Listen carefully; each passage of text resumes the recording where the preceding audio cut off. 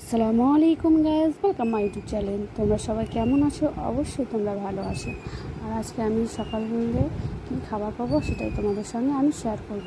আজ সকালে আমি বসে গেছি আলু কাটা হয়েও গেছে, আর তার সঙ্গে দুটা কাঁচা লঙ্কাও আমি দিব। আর হ্যাঁ, তোমরা কিন্তু অবশ্যই দেখতে থাকো যে আমি কী তৈরি করছি। দেখতে তো পাচ্ছ আমি আলু কেটে তাকে জলে ঢেলে দিয়েছি, আর এদিকে আমি গ্যাসে কড়াইয়ে চাপিয়ে দিয়েছি, আর তার সাথে দিয়ে দিলাম সরষের তেল। দেওয়ার পরে সেটাতে আমি তেলটা গরম হয়ে গেলে সেটাতে আমি আলুও দিয়ে দেবো।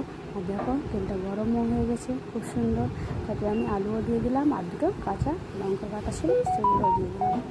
আর তারপর স্বাদ মতো যা যা লাগবে তা সব দিয়ে দেবো। আমি দিয়ে দিলাম হলুদ, তারপরে দিব লবণ,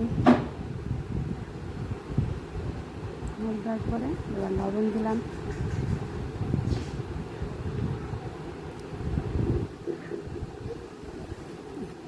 এবার অল্প আমি ধনে গুঁড়ো দিলাম। এবার ভালো করে সেটাকে নেড়ে নেব, ভালো করে সেটা নেড়ে ছেড়ে নেব।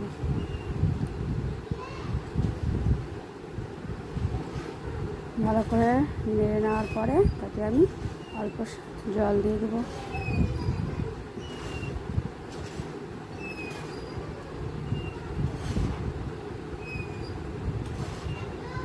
জল দিয়ে সেটাকে আমি এখন ঢাকা দিয়ে দেব।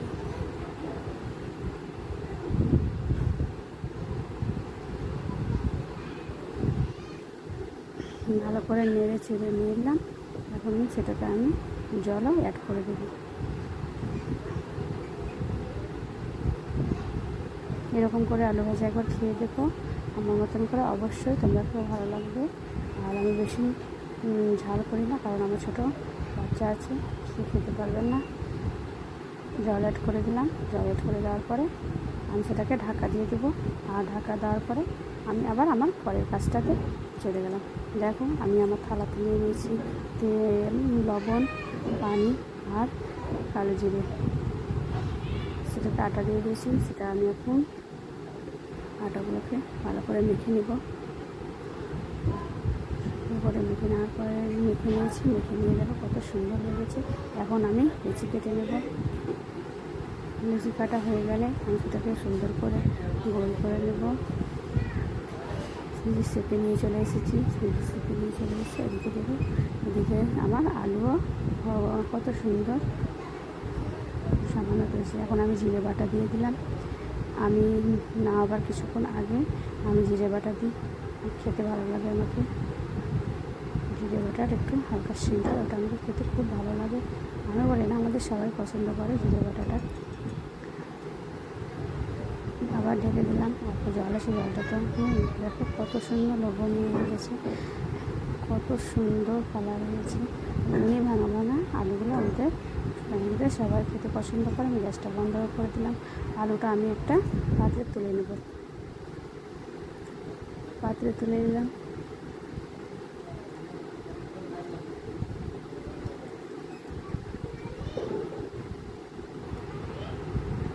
পাত্রে তুলে নেওয়া হয়ে গেছে।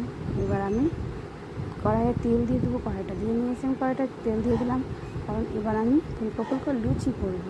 তোমরা অবশ্যই ভিডিওটি দেখো, শেষ পর্যন্ত ভিডিওটি দেখলে অবশ্যই বুঝতে পারবে। ফুলকো ফুলকো লুচি করবো। তার আগে আমার ভিডিও যদি ভালো লাগে অবশ্যই লাইক করো, কমেন্ট করো, আর চ্যানেলকে সাবস্ক্রাইব করো। অনেকজন ভিডিও দিচ্ছে কিন্তু সাবস্ক্রাইব করো।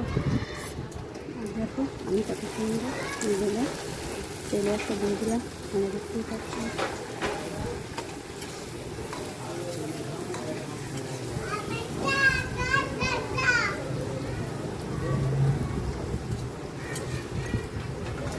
কত সুন্দর হয়েছে, সব হয়ে গেছে। এখন আজকের ভিডিও এখান থেকে, পরের ভিডিওতে আবার দেখা হবে। সবাই ভালো থাকুন, সুস্থ থাকুন, টাটা, বাই বাই।